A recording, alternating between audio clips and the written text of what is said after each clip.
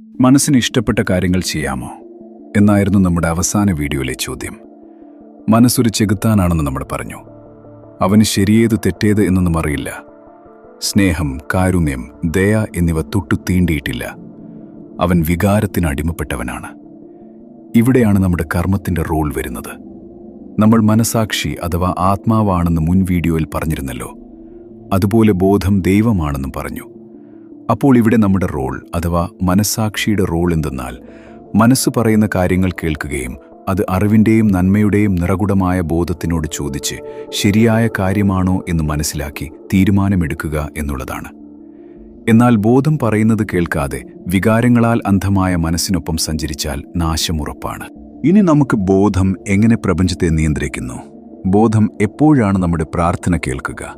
മനസ്സിന്റെ നിയന്ത്രണം എങ്ങനെ സാധ്യമാക്കാം? മാനിഫെസ്റ്റേഷൻ വർക്ക് ചെയ്യുമോ?